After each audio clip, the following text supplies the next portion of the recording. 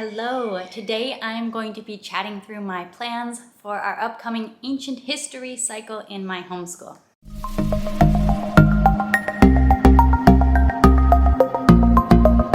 Hi, if you're new here, my name is Rachel and I am a second generation homeschooler and mom to 3 young boys.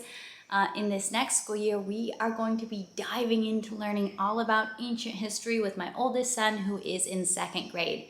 So in this video, I'm going to be sharing with you how I'm planning and getting ready for early elementary ancient world history study. And this is all based off of our spine curriculum for the year, which is Ancient World History. And this is a curriculum that I created together with my mom and my sister. But if you don't know, creating a curriculum and then also getting ready to implement that curriculum realistically in your own home with your own kids are kind of 2 different things. So I did think it would be helpful to share with you my planning and prep process for today.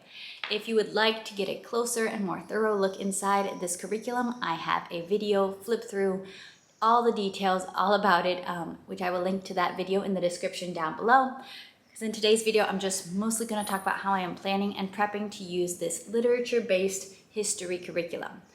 Now, this curriculum is definitely designed specifically with the idea of providing you with a schedule and a plan to remove some of that mental load so that you are not thinking, what am I going to do this week? What do I need to schedule out? What readings do I need to schedule out? This is creating a plan for you of what readings you're going to cover, what topics you're going to cover. But it is also intended to be flexible, to be able to be adapted from one family to the next. So it is designed for a 5-day week, but just to give an example, I actually typically do history 4 days a week. That's how we've pretty much been rolling so far in our homeschool. And so I am planning to be implementing this 4 days a week. Now, the way that I'm going to adjust to do that is I'll just, complete the readings as we complete the readings, but we'll complete all the readings in our first 3 days, and we'll do our notebooking on the 3rd day of the week because there's weekly notebooking involved, and then I'll save the 5th day for our weekly quiz as well as our weekly ancient art lesson. So this ancient world history is complemented by our ancient world art, which has a short reading lesson followed by a hands-on project. So Fridays are going to be just our quiz, quick little quiz to review the week, and then we get to have our fun ancient art lesson. So I think that'll be a really nice rhythm for us. Thursdays is the day that we typically take off from history as well as science lessons. So even though the schedule does show 5 days, I'll just kind of push the first 4 days into 3. It'll be very doable. And then we'll do day 5 as our quiz and our ancient art. Now, to do this curriculum, I am not going to be going and searching all over the internet, finding student pages, printables, worksheets, anything like that. I already mentioned notebooking will be a very big part of our year. We are planning to do once a week notebooking pages for history. And I did get the School Nest History Notebook, which is a little bit extra looking. You can definitely just use a Walmart notebook for your notebooking and that'll work just fine. But this is a notebook that I am planning to be using for the next couple years. There's 100 sheets. We're only planning to do history notebooking once a week. So I'm seeing this history notebook as kind of a treasure and a portfolio that we are going to be building over several years of history study.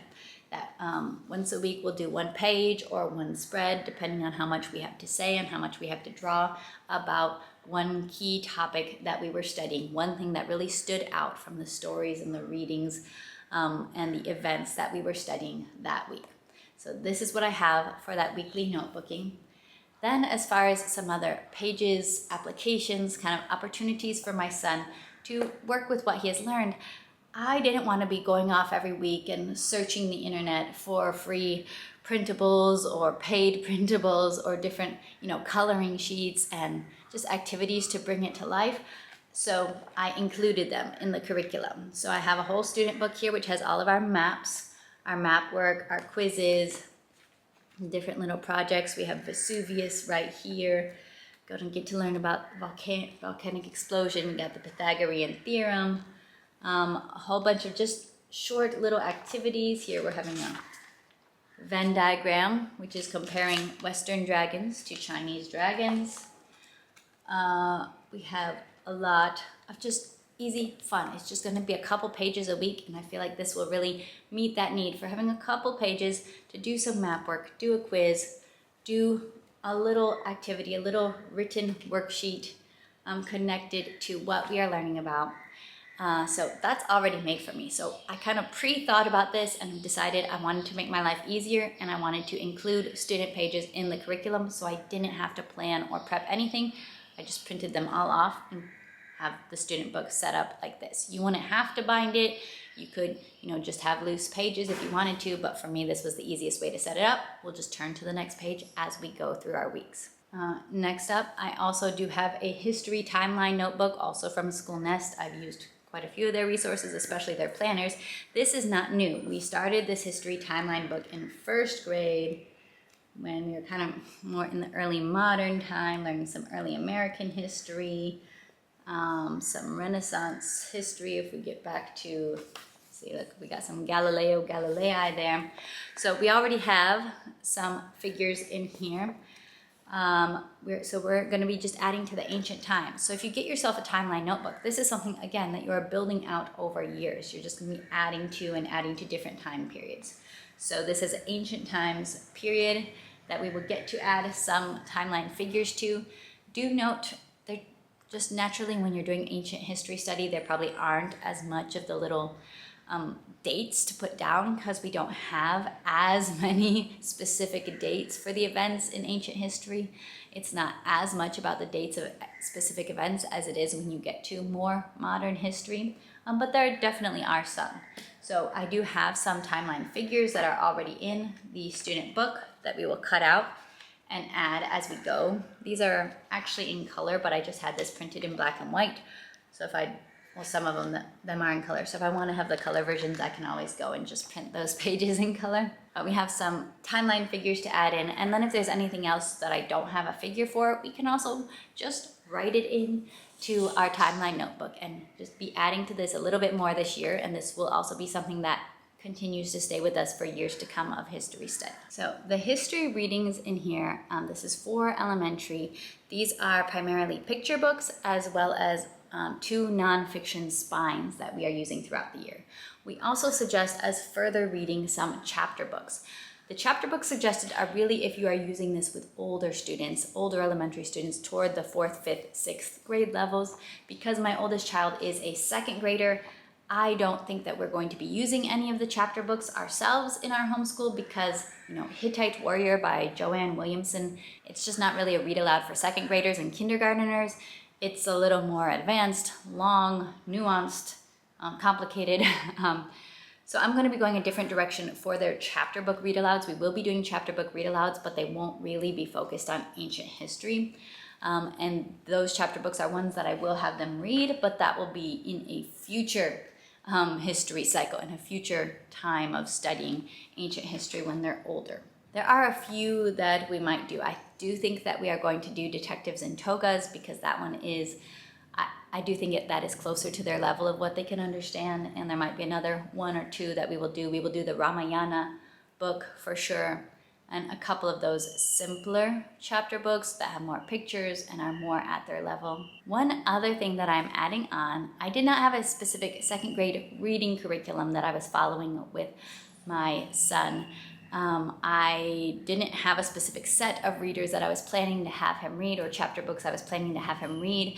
I am going to be using some of Sunlight's 3rd grade readers. I looked at their list for some suggestions, but I also just went through my mom's book collection. This is one of the advantages of having a mom who's homeschooled for about 30 years, and I went through her collection to see what she had in the way of early readers that might tie into ancient history. And so I went, and she has some of these Usborne young reading sets. There are a couple different levels of these that she got in boxed sets. The blue ones are slightly easier, the purple ones are slightly harder, and found some that will just tie into our topics and our subjects. So we have Aesop's Fables, the Odyssey, Pompeii, the story of the Olympics, Hercules, Jason and the Golden Fleece. So a lot of these are myths or stories related to what we're learning about. Now these are already topics being covered with read alouds, but I did think that my son would enjoy having some books more at his level that he will be able to read during his daily reading practice. He is still reading aloud to me. He's come a long way with reading, but he's not at that point of totally independently reading.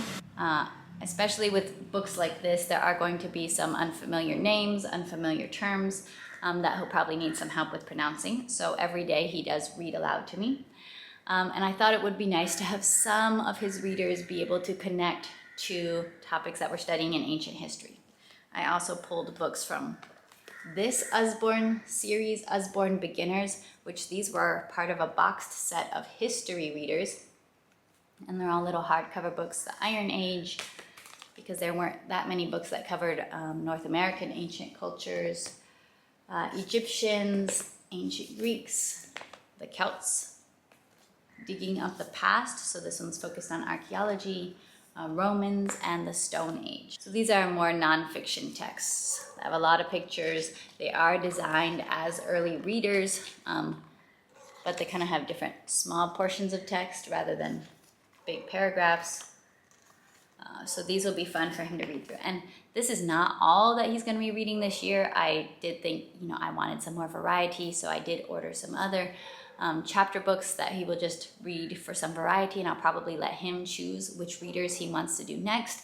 That is what we have done throughout the first grade year. It's been working pretty well. He will just pick a reader, and every day he reads aloud to me, and we talk about it together. And I think we're probably by the end of this year, he will be getting to that point of starting to read independently by himself more, and it's really cool to see that progress. So that's really it. That is my planning and my prep for this history curriculum. Of course, I should also mention part of the prep included acquiring all the books, the 2 spines, as well as the picture books that are used throughout this curriculum.